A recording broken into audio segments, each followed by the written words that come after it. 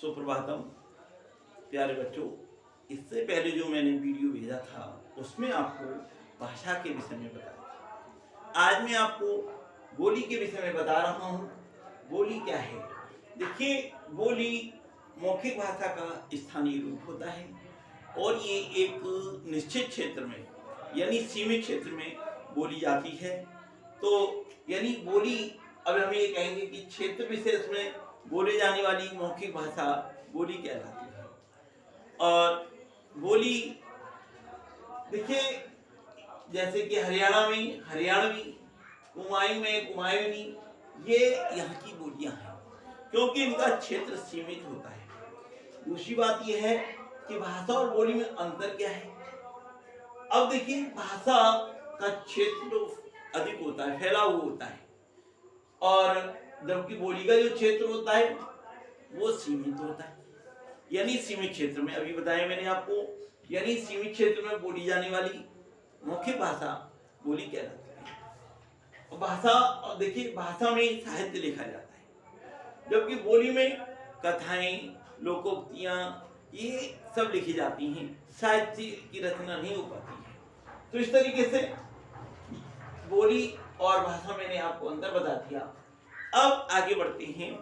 देखिए, राष्ट्रभाषा यानी प्रत्येक राष्ट्र की अपनी एक राष्ट्रभाषा होती है।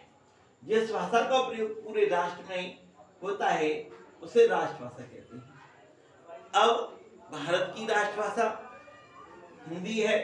भारतीय संविधान के अनुसार 14 सितंबर सन 1949 में हिंदी भाषा को राष्ट्रभाषा का दर्जा मिला है।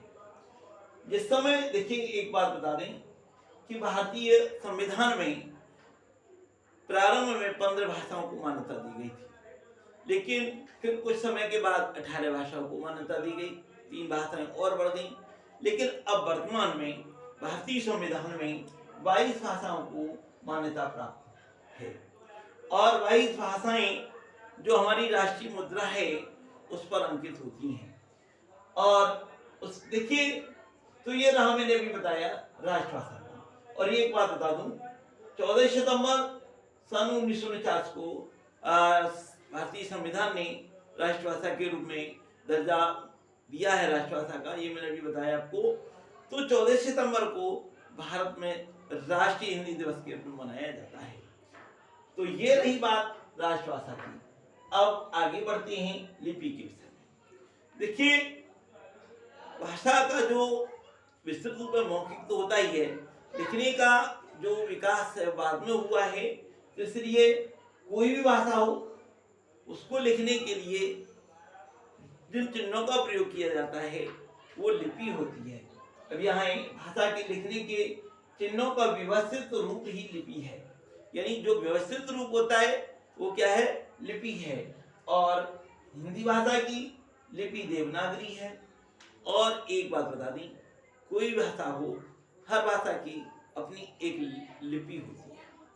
जैसे यहाँ पर दिखाया गया है कि हिंदी, संस्कृत, मराठी, नेपाली, बांग्ला, गुजराती, इन सब की जो लिपि है वो देवनागरी है।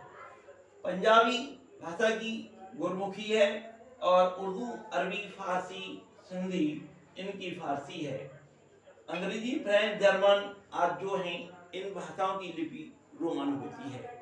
तो मैंने आपको आज लिपि के और भाषा के विषय में बताया, और अगले वीडियो में मैं आपको व्याकरण के विषय में बताऊंगा।